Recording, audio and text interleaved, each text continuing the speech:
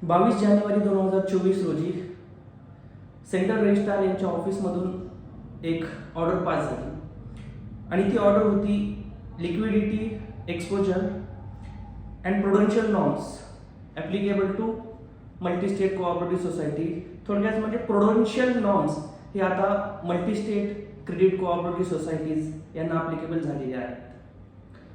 जेव्हा ही order central registrar यांच्या वेबसाईटवरती upload झाली तेव्हा सर्वांच्या मनामध्ये खूप प्रश्न निर्माण झाले की नेमके प्रुडेन्शियल नॉर्म्स काय आहेत, त्याचे इम्प्लिकेशन्स संस्थांवरती काय होतील, मग ते फॉलो करण्यासाठी काय करावं लागेल आणि जर ते फॉलो नाही केले तर त्याचे काय परिणाम आपल्या संस्थेवरती होतील.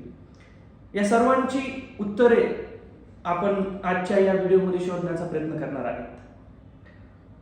तर सर्वप्रथम जी ऑर्डर प्रुडेन्शियल नॉर्म्सची सेंट्रल रजिस्ट्रार यांनी इश्यू केलेली आहे त्यामध्ये क्लॉज नंबर 1 आहे, त्याला इंट्रोडक्शन असं नाव दिलेलं आहे.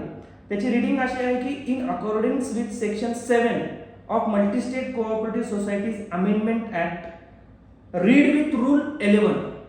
रीड विथ रूल 11 याच्यामुळे म्हटलेलं आहे कारण की जर तुम्ही मल्टीस्टेट कोऑपरेटिव्ह सोसायटीच्या ऍक्टमध्ये रूल 11A जर पाहिलं तर रूल 11A मध्ये प्रुडेन्शियल नॉर्म्स हे डिस्क्राईब करण्यात आलेले आहेत. मल्टीस्टेट ऍक्ट 2002 मध्ये प्रुडेन्शियल नॉर्म्स याचा कुठेही उल्लेख नव्हता.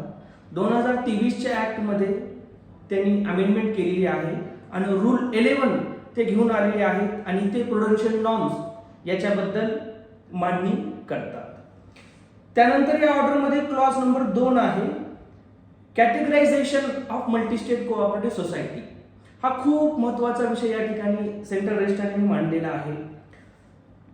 मल्टीस्टेट कोऑपरेटिव्ह क्रेडिट सोसायटी यांची विभागणी ही 4 कॅटेगरीजमध्ये करण्यात आलेली आहे. तुमची संस्था ज्या कॅटेगरीजमध्ये मोडते त्या कॅटेगरीला कुठले नॉर्म्स ॲप्लिकेबल आहेत हे पुढे पाहणं गरजेचं आहे. त्याच्यामुळे सर्वप्रथम जी कॅटेगरी सेंट्रल रजिस्ट्रार यांनी केली ती आहे मायक्रो. मायक्रो कॅटेगरीजमध्ये कुठल्या संस्था येतील तर ज्या संस्थेची डिपॉझिट्स ठेवी हे 10 कोटी पर्यंत आहेत या संस्था मायक्रो कॅटेगरीजमध्ये मोडतात. त्यानंतर दुसरी कॅटेगरी आहे ती म्हणजे स्मॉल. ज्या संस्थेचे डिपॉझिट 10 कोटी ते 100 कोटीच्या मध्ये आहेत त्या संस्था या स्मॉल कॅटेगरीमध्ये मोडतात. तसेच ज्या संस्थेचे डिपॉझिट 100 कोटी ते 500 कोटीच्या मध्ये आहेत अशा संस्था या मीडियम कॅटेगरीमध्ये मोडतात आणि ज्या संस्थेच्या ठेवी 500 कोटी पेक्षा जास्त आहेत अशा संस्था या लार्ज कॅटेगरीजमध्ये मोडतील. तर आपण सर्वांनी आपल्या आपल्या संस्थेची कॅटेगरी लक्षात घेणं गरजेचं आहे कारण इथून पुढे जे काही नॉर्म्स या ऑर्डरमध्ये सांगितलेले आहेत ते या कॅटेगरीज प्रमाणेच असतील. त्याच्यानंतर या ऑर्डरमध्ये आहे क्लॉज 3. क्लॉज 3 हे कॅपिटल याबद्दल मांडणी करतं.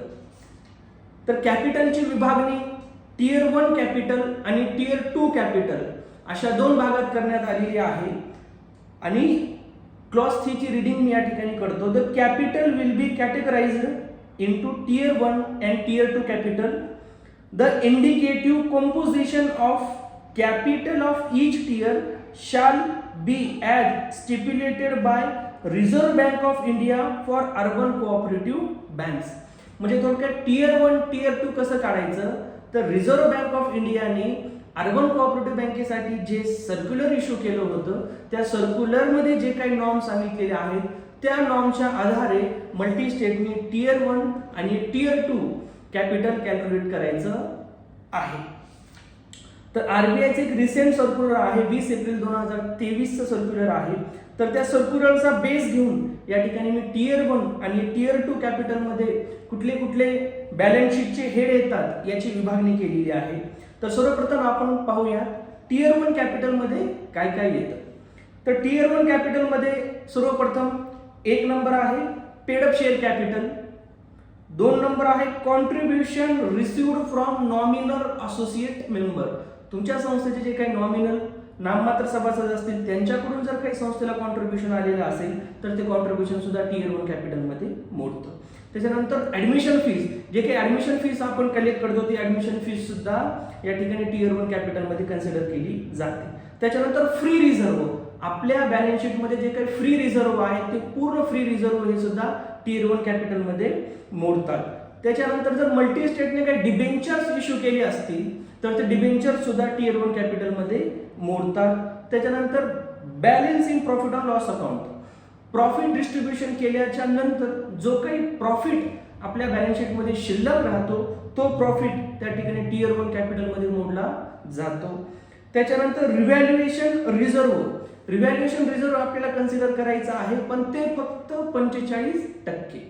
फॉर एक्झाम्पल संस्थेच्या बॅलन्स शीटमध्ये 1 कोटी रिव्हॅल्युएशन रिझर्व असेल तर टियर 1 कॅपिटल काढत असताना आपल्याला फक्त 45% म्हणजे फक्त 45 लॅक्स हे रिव्हॅल्युएशन रिझर्व कन्सिडर करावं लागेल. आणि शेवटचं आहे ते म्हणजे कॅपिटल रिझर्व. तर हे सर्व आयटम कशामध्ये मोडतील तर टियर 1 कॅपिटलमध्ये मोडतील. परत एकदा मी रिवाइज करत आहे. 1 number paid up share capital, 2 contribution received from nominal और associate member, 3 admission fees, 4 free reserve, 5 debentures, 6 balancing profit on loss account, 7 revaluation reserve that is up to 45% and last one is capital reserve. आता हे जेव्हा तुमचं tier 1 capital निघेल तर या tier 1 capital मधून काही गोष्टी या लेस करायच्या आहेत. ते म्हणजे आपल्या बॅलन्स शीटमध्ये जर काही इंटेंजिबल असेट असतील ते टियर 1 कॅपिटल मधून वजा होतील. ॲक्युमुलेटेड लॉसेस जे काही संस्थेचे आहेत ते सुद्धा टियर 1 कॅपिटल मधून वजा होतील. NPA shortfall, for example NPA ची प्रोव्हिजन हे 1 कोटी करायची आहे पण संस्थेने फक्त 50 लाख केली तर 50 लाख जो काही एनपीए प्रोव्हिजन मधला शॉर्टफॉल आहे तो सुद्धा टियर 1 कॅपिटल मधून आपल्याला वजा करावा लागेल. आणि शेवटचं आहे जे काही खाते थकीत आहेत, जे काही खाते थकीत आहेत त्याच्यावरचं व्याज जर संस्थेने उत्पन्न म्हणून दाखवलं असेल तर असं व्याज सुद्धा आपल्याला टियर 1 कॅपिटल मधून मायनस करायचं आहे. त्याच्यानंतर आपण पाहणार आहोत टियर 2 कॅपिटल. टियर 2 कॅपिटल मध्ये येतं general provision and loss reserve allowed up to 1.25% of risk weighted asset. तरी रिस्क वेटेड असेट काय असतात तर आपण ते पुढे पाहणार आहोत. आणि दुसरा आयटम याच्यामध्ये आहे ते म्हणजे इन्व्हेस्टमेंट फ्लक्च्युएशन रिझर्व. जर संस्थेमध्ये जनरल प्रोव्हिजन काही असतील तर ते कितपत अलाउड आहेत 1.25% ऑफ रिस्क वेटेड असेट. तर सर मग रिस्क वेटेड असेट कसं काढतात तर रिस्क वेटेड असेट काढण्यासाठीचे मार्गदर्शक सूचना हे आरबीआयचे सर्क्युलर जे आहे 20 एप्रिल 2023 जे अर्बन कोऑपरेटिव्ह बँकेला ऍप्लिकेबल आहे त्या सर्क्युलरमध्ये रिस्क वेटेड असेट काढण्याच्या मार्गदर्शक सूचना देण्यात आलेल्या आहेत. त्याचं सर्क्युलर सोबत सुद्धा मी या व्हिडिओ सोबत आपल्या सर्वांना देणार आहे. आणि दुसरा आयटम जे टियर 2 कॅपिटल मध्ये आहे ते आहे इन्व्हेस्टमेंट फ्लक्च्युएशन रिझर्व. म्हणजे संस्थेचे जे काही इन्व्हेस्टमेंट आहेत त्याच्यावरती काही फ्युचरमध्ये लॉस घसारा होईल म्हणून जर संस्थेने काही प्रोव्हिजन केली असेल तर असा काही रिझर्व असेल तर तो रिझर्व टियर 2 कॅपिटल मध्ये मोडला जातो. तर टियर 1 कॅपिटल कसं काढायचं हे आपण पाहिलेलं आहे. टियर 2 कॅपिटल कसं काढायचं हे आपण पाहिलेलं आहे. आता आपण पुढे वळूयात. या ऑर्डर मध्ये 4 नंबरचा पॉइंट आहे तो म्हणजे कॅपिटल ॲडव्होकेसी रेशो, ज्याला आपण CRAR असं बनतो.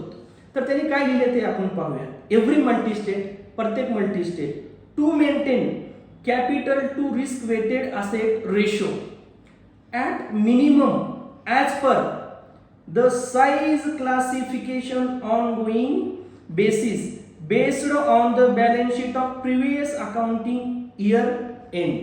ठीक आहे.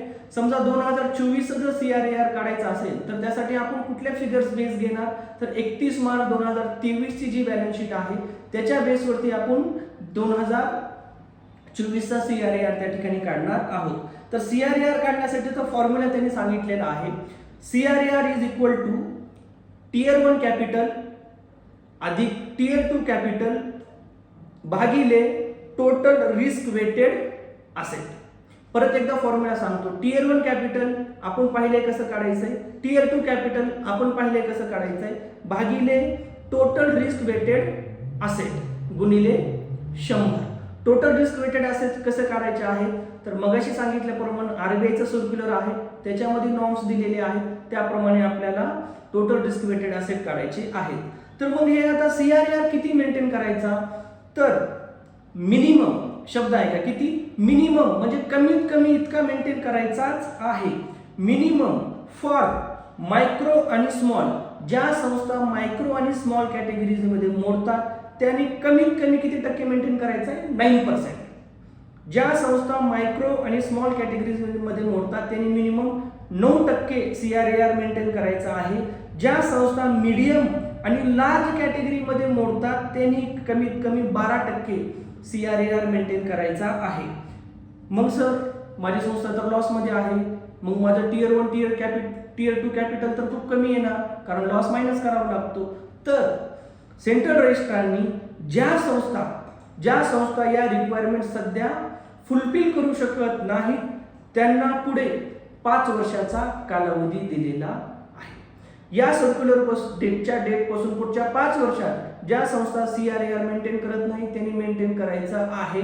पण त्यासाठी पुढच्या 5 वर्षात तुम्ही CRAR कसा मेंटेन करणार आहेत आणि जो काही क्रायटेरिया त्यांनी दिलेला आहे तिथपर्यंत तुम्ही कसं पोहोचणार आहे यासाठीचा प्लॅन या सर्क्युलरच्या डेट पासून 3 महिन्याच्या आत तुम्हाला डिपार्टमेंटला सबमिट करायचा आहे. पुढे आहे 5 नंबरचा point, refund of share capital. Refund of share capital, सभासदांचं आपण जे शेअर कॅपिटल दिलेलं आहे ते परत कसं करायचं यासाठीची एक कंडिशन टाकलेली आहे.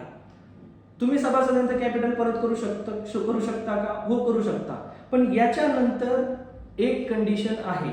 कंडिशन नंबर 1, जो काही मिनिमम CRAR गव्हर्नमेंटनं ठरवून दिलेला आहे तो CRAR तुमची संस्था फुलफिल केली पाहिजे आणि शेअर कॅपिटल परत दिल्याच्या नंतर CRAR मिनिमम लिमिट पेक्षा खाली जाता कामा नये. तेव्हा आणि तेव्हाच आपण सभासदांचं भागभांडवल परत देऊ शकतो. पॉइंट नंबर 6 आहे लिक्विडिटी मॅनेजमेंट. लिक्विडिटी मॅनेजमेंट मध्ये 1 नंबरचा विषय आहे CRR, कॅश रिझर्व्ह रेशो. तर कॅश रिझर्व्ह रेशो कसा मेंटेन करायचा आहे, तर कॅश विथ इटसेल्फ म्हणजे तुमच्याकडे जी कॅश इन हँड असते plus balances in current account oblique saving account with कुठं असले पाहिजेत, एक शेड्यूल्ड बँक, दुसरं nationalise bank, 3 number cooperative bank including urban cooperative banks और state cooperative bank, district central cooperative bank और स्टेट कोऑपरेटिव बैंक और land development bank. Cash in hand with your multi-state plus your bank balances in current account or saving account with scheduled bank, urban cooperative bank, district central cooperative bank, state cooperative bank. तर या सगळ्या बँकांमध्ये तुमचं current capital तर CRR किती maintain करायचं आहे, तर तुमच्या टोटल डिपॉझिटच्या 2% हा CRR तुम्हाला मेंटेन करायचा आहे. त्याच्यानंतर विषय क्रमांक 2 तो आहे SLR. SLR किती मेंटेन करायचा आहे, तर investment as below for a sum equivalent to minimum 15% total डिपॉझिटच्या 15% पहिले 2 वर्ष. टोटल डिपॉझिटच्या 15% पहिले 2 वर्ष आणि त्याच्यानंतर टोटल डिपॉझिटच्या 18%. हे प्रत्येक मल्टी स्टेटनी मेंटेन करायचं आहे. ठीक आहे. मग आता हे जे टोटल डिपॉझिटच्या 15% इन्व्हेस्टमेंट करायची आहे पहिले 2 वर्ष आणि टोटल डिपॉझिटच्या 18% इन्व्हेस्टमेंट करायची आहे 2 वर्षाच्या नंतर. तर ते इन्व्हेस्टमेंट कुठं करायचे आहे त्याची पण लिस्ट या ठिकाणी ऑर्डर मध्ये दिलेली आहे. टर्म डिपॉझिट विथ शेड्यूल्ड और nationalise bank, term deposit with cooperative bank including urban cooperative banks, district central cooperative bank, state cooperative bank and land development bank. तर या बँकेमध्ये तुमची इन्व्हेस्टमेंट कन्सिडर केली जाईल. जर तुमची इन्व्हेस्टमेंट कुठल्या मल्टी स्टेटमध्ये असेल, पतसंस्थेमध्ये असेल, निधी कंपनीमध्ये असेल तर ती इन्व्हेस्टमेंट CRR SLR साठी गृहीत धरली जाणार नाही. पुढचा विषय आहे विषय क्रमांक 7 एक्सपोजर लिमिट. खूप महत्त्वाचा विषय आहे. एक्सपोजर लिमिट मध्ये सुरुवातीला त्यांनी सांगितलेलं आहे ॲग्रिगेट एक्सपोजर लिमिट म्हणजे संस्था किती डिपॉझिट घेऊ शकते. तर त्यांनी स्पष्ट सांगितलेलं आहे total amount of deposit from its voting members and loans received at all times. म्हणजे तुमचं डिपॉझिट्स प्लस संस्थेने जर काही लोन्स घेतले असतील, ओडी लोन असतील, मॉर्गेज लोन असतील, जर संस्थेने काही लोन घेतले असतील तर हे loan shall not exceed 10 times of sum of subscribed share capital and accumulated reserve minus accumulated losses. तुमचं सबस्क्राइब शेअर कॅपिटल प्लस तुमचे अक्युमुलेटेड रिझर्व्ह मायनस जर काही तुमचे लॉसेस असतील तर याची जे काही बेरीज येईल त्याच्या 10 पट तुम्ही त्या ठिकाणी डिपॉझिट्स आणि लोन घेऊ शकता. त्याच्यानंतर आहे इंडिव्हिज्युअल बॉरोवर एक्सपोजर. म्हणजे एका खातेदाराला तुम्ही किती पट त्या ठिकाणी लोन देऊ शकता. Aggregate exposure on any individual borrower on loans and advances and investment if any shall not exceed 15% of tier 1 and tier 2 capital of that multistate. म्हणजे तुमच्या मल्टीस्टेटच्या tier 1 capital plus tier 1 plus tier 2 कॅपिटलची जितकी काही बेरीज येत असेल त्या बेरजेच्या 15% लोन फक्त तुम्ही इंडिव्हिज्युअल त्या ठिकाणी खातेदाराला वाटू शकता. त्याच्यानंतर पुढची लिमिट आहे group of borrowers. The aggregate exposure on group of borrowers shall not exceed 25% of tier 1 and tier 2 capital. आता ग्रुप बॉरोवर म्हणजे काय? फॉर एक्झाम्पल मी एक बिझनेसमॅन आहे आणि माझ्या 4 कंपन्या आहेत.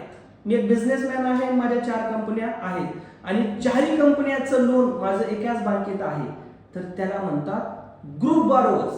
म्हणजे एक व्यक्ती त्याच्याशी रिलेटेड जे काही कंपनीज आहेत जर त्याला लोन बँक देत असेल तर त्याला म्हणतात ग्रुप बॉरोवर्स. त्याच्यानंतर पुढचा आहे अनसिक्युअर्ड लोन. तर अनसिक्युअर्ड लोनची लिमिट सुद्धा या ठिकाणी ऑर्डरमध्ये ठरवून देण्यात आलेली आहे. Unsecured loans and advances shall be capped at 15% of total loans and advances. तुमचे जितके काही लोन्स अँड ॲडव्हान्सेस आहेत त्याच्या 15% पेक्षा जास्त अनसिक्युअर्ड लोन देता येणार नाही. आता इथं सगळ्यात महत्वाचा आनंदाची गोष्ट ही आहे की बचत गटाचे जे काही लोन आहेत ते या लिमिटमध्ये काउंट होणार नाही. म्हणजे जे काही 15%ची लिमिट ठरवून देण्यात आलेली आहे त्याच्यामध्ये बचत गटाचे लोन काउंट होणार नाही. त्याच्यानंतर पुढचं आहे exposure to housing commercial real estate. खूप महत्त्वाचे प्रोव्हिजन या ठिकाणी central registrar ministry of cooperation या ठिकाणी घेऊन आलेले आहेत. कुठलीही मल्टीस्टेट हे रिअल इस्टेटला लोन देऊ शकत नाही. एखादा बिल्डर असेल जो प्लॉटिंगचा व्यवसाय करतो, एखादा बिल्डर असेल जो रो हाऊस बांधतो आणि ते पुढे विकतो, एखादा बिल्डर आहे जो अपार्टमेंट बांधतो तो पुढे विकतो. रिअल इस्टेट रिलेटेड जर कुठला बिल्डर व्यवसाय करत असेल तर त्याला मल्टीस्टेट लोन देऊ शकत नाही. त्याच्यानंतर ओनली मल्टीस्टेट म्हणजे ज्या मल्टीस्टेट मीडियम आणि लार्ज कॅटेगरीमध्ये मोडतात या मल्टीस्टेट फक्त रेसिडेन्शियल आणि हाऊसिंग लोन देऊ शकतात, ते पण एका व्यक्तीला, कॉन्ट्रॅक्टर किंवा बिल्डरला नाही. उदाहरणादाखल मी खातेदार आहे आणि मला घर बांधायचंय तर मल्टीस्टेट मला लोन देऊ शकते, पण तेही कुठल्या मल्टीस्टेट ज्या मीडियम आणि लार्ज कॅटेगरीमध्ये मोडतात त्याच मल्टीस्टेट फक्त हाऊसिंग आणि इंडिव्हिज्युअल लोन देऊ शकतात. परत हाऊसिंग आणि इंडिव्हिज्युअल लोनची त्यांनी लिमिट फिक्स केलेली आहे 10%. म्हणजे टोटल हाऊसिंग जे लोन आहे जे एका व्यक्तीला आपल्याला द्यायचं आहे ते टोटल लोन्स अँड ॲडव्हान्सेसच्या 10% पेक्षा जास्त असता कामा नये. त्याच्यानंतर आणखी एक प्रोव्हिजन आहे. इंडिव्हिज्युअल व्यक्तीला तुम्ही जागा खरेदी करण्यासाठी लोन देऊ शकत नाही. Loans would not be extended for purchase और ॲक्विजिशन ऑफ लँड. फक्त घर बांधण्यासाठी तुम्ही लोन देऊ शकता, तेही कुठल्या ज्या मल्टीस्टेट मीडियम आणि लार्ज कॅटेगरीजमध्ये मोडतात फक्त त्या मल्टीस्टेट. आता या ठिकाणी परत त्यांनी काय केले, सीलिंग फॉर इंडिव्हिज्युअल आणि हाऊसिंग लोन. इंडिव्हिज्युअल आणि हाऊसिंग लोन यासाठी काही सीलिंग ठरवून दिलेली आहे. ज्या मायक्रो मल्टीस्टेट आहेत ते कुठल्याही प्रकारचं हाऊसिंग लोन देऊ शकत नाहीत. ज्या स्मॉल कॅटेगरीजमध्ये मोडतात ते कुठल्याही प्रकारचं हाऊसिंग लोन देऊ शकत नाहीत. ज्या संस्था मीडियममध्ये मोडतात त्या 1 कोटीपर्यंत हाऊसिंग लोन देऊ शकतात आणि ज्या संस्था लार्ज कॅटेगरीजमध्ये मोडतात त्या संस्था 1 कोटी 20 लाखापर्यंतचं हाऊसिंग लोन देऊ शकतात. त्यानंतर पुढचा आणि 8 नंबरचा विषय आपल्या सर्वांचा आवडीचा आणि जिव्हाळीचा विषय तो म्हणजे ब्रँच एक्सपान्शन. सर ब्रँचेस काढायचा आहे, सेंट्रल रजिस्ट्रार परवानगी देतील का? सर माझ्या 50 ब्रँचेस आहेत, आणखी मला 50 ब्रँचेस काढायचे आहेत, सेंट्रल रजिस्ट्रार परवानगी देतील का? तर या ऑर्डरमध्ये एक आनंदाची बाब म्हणता येईल जे सेंट्रल रजिस्ट्रार घेऊन आलेले आहेत ते म्हणजे ज्या मल्टी स्टेट खालील बाबींची पूर्तता करतात त्यांना ऑटोमॅटिक रूट या बेसिसवरती शाखा सुरू करता येतील. मग कुठल्या गोष्टी त्यांनी फॉलो करायच्या आहेत? एक, CRAR त्यांचा मेंटेन असला पाहिजे. ग्रॉस NPA जो आहे संस्थेचा तो 7% पेक्षा कमी असावा. नेट NPA हा 3% पेक्षा कमी असावा. संस्थेचा मागच्या 3 वर्षामध्ये कंटिन्युअस प्रॉफिट असावा आणि संस्थेने कंटिन्युअसली CRR आणि SLR हे मेंटेन केलेले असावे. तसेच संस्थेमध्ये स्ट्रॉंग इंटरनल कंट्रोल असावं आणि कुठलीही KYC गाईडलाईन्स व्हायलेशन संस्थेने केलेले नसावे. तर अशा संस्था ऑटोमॅटिक रूट या बेसिसवरती शाखा सुरू करू शकतात. त्यासाठी काय करावं लागेल? प्रत्येक संस्थेने ज्यांना शाखा ओपन करायच्या आहेत आणि ज्या संस्था हे नॉर्म्स काटेकोरपणे फॉलो करतात त्यांनी 31 मार्चच्या ॲन्युअल बिझनेस प्लॅन ABP हे सेंट्रल रजिस्ट्रार यांच्या कार्यालयात दाखल करायचे आहे. त्याच्यानंतर तुम्ही शाखा सुरू करू शकता. पण त्याची एक लिमिट आहे. तुमच्या एक्झिस्टिंग ब्रँचेसच्या 10% पेक्षा जास्त आपण ब्रँचेस सुरू करू शकत नाही. With a maximum 10 branches and minimum 2 branches. म्हणजे जास्तीत जास्त किती ब्रँचेसची परवानगी आपल्याला भेटू शकते? 10 ब्रँचेसची परवानगी भेटू शकते आणि मिनिमम 2 ब्रँचेस तुम्हाला एका वर्षात ओपन कराव्या लागतील. तर हे आहे ब्रँच एक्सपेन्शन संदर्भातचं. आता ज्या मल्टी स्टेट हे नॉर्म्स फॉलो करत नाहीत किंवा ज्यांचा NPA 7% पेक्षा जास्त आहे किंवा जे CRAR मेंटेन करत नाहीयेत, जे SLR मेंटेन करत नाहीयेत, या पण संस्था ब्रँचेस ओपन करू शकतात. पण त्यांना सेंट्रल रजिस्ट्रारची पूर्व परवानगी घ्यावी लागेल. आणि ज्या संस्था CRAR, NPA, CRR, SLR मागच्या 3 वर्ष प्रॉफिटमध्ये आहे यांना सेंट्रल रजिस्ट्रारची पूर्व परवानगी घेण्याची गरज नाही. त्याच्यानंतर पुढचा विषय आहे रिपोर्टिंग अँड डिस्क्लोजर. आतापर्यंत आपण जे CRAR पाहिलं, CRR पाहिलं, SLR पाहिलं, इंडिव्हिज्युअल एक्सपोजर लिमिट पाहिली, NPA पाहिलं, तर या सर्वांची रिपोर्टिंग क्वार्टरली बेसिसवरती हे प्रत्येक मल्टी स्टेटला सेंट्रल रजिस्ट्रार यांच्या पोर्टलवरती करायची आहे. त्यासाठी एक विंडो सेंट्रल रजिस्ट्रार यांच्या मार्फत ओपन करून दिली जाईल. त्याच्यानंतर महत्त्वाचा विषय आहे इम्प्लिमेंटेशन शेड्यूल. ठीक आहे सर, हे सगळं झालं, हे सगळं फॉलो करायचं, हे पण कधीपासून करायचं आहे? इमिडिएट डेट पासून करायचं आहे की याला काही एक डेडलाईन सेंट्रल रजिस्ट्रार यांनी ठरवून दिलेली आहे? तर जसं की मी सुरुवातीला सांगितलेलं आहे, ज्या संस्था CRAR मेंटेन करत नाही त्यांना पुढील 5 वर्षाचा कालावधी देण्यात आलेला आहे. त्याच्यानंतर जे काही एक्सपोजर नॉर्म्स आहेत, जसे की मॅक्झिमम बॉरोइंग लिमिट आहे, ती तर आपल्याला इमिडिएटली फॉलो करायची आहे कारण ते 2002च्या ऍक्टमध्ये पण सेमच होती. त्याच्यानंतर जी इंडिव्हिज्युअल बॉरोवर आणि ग्रुप बॉरोवरची लिमिट आहे त्यांना 2 क्वार्टरचा वेळ देण्यात आलेला आहे. म्हणजे सर्क्युलर इश्यू झाल्यापासून पुढच्या 2 क्वार्टरच्या आतमध्ये तुम्हाला इंडिव्हिज्युअल बॉरोइंग आणि ग्रुप एक्सपोजर बॉरोवर याचे कंप्लायन्सेस करायचे आहेत. आणि जे काही न्यू लोन्स आहेत त्यांना तुम्ही इमिडिएटली हे नॉर्म्स फॉलो करायचे आहेत. फॉर एक्झाम्पल एखादं CC लोन आहे, खूप अगोदर दिलेलं आहे, ऑर्डर पास होण्याच्या अगोदर दिलेलं आहे, तर ते CC लोन जेव्हा रिन्यू होईल तेव्हा तुम्हाला ही या ऑर्डरप्रमाणे फॉलो करायचं आहे. किंवा जे टर्म लोन असेल, टर्म लोन हे ऑर्डर पास होण्याच्या अगोदर दिलं असेल तर त्या लोनचं टर्म संपेपर्यंत तुम्ही तुमचं आहे तसं फॉलो करू शकता आणि ते टर्म संपल्याच्या नंतर तुम्हाला या ऑर्डरप्रमाणे फॉलो करावं लागेल. तर हे होतं प्रुडेन्शियल नॉर्म्स जे सेंट्रल रजिस्ट्रार यांनी इश्यू केलेले आहेत. खूप कमी शब्दात आणि खूप कमी वेळेत या ठिकाणी मी मांडण्याचा प्रयत्न केलेला आहे. तरी कोणाला काही डाऊट्स असतील, प्रश्न असतील तर या व्हिडिओसोबत मी काही PPT शेअर करणार आहे, ज्या मराठीमध्ये आणि इंग्लिशमध्ये आहेत. RBIची सर्क्युलर शेअर करणार आहे. सेंट्रल रजिस्ट्रारची ही ऑर्डर जी त्यांनी इश्यू केलेली आहे ही शेअर करणार आहे. तर तुम्ही काही प्रश्न असतील तर मेल आणि व्हॉट्सअपच्या माध्यमातून मला विचारू शकता. धन्यवाद.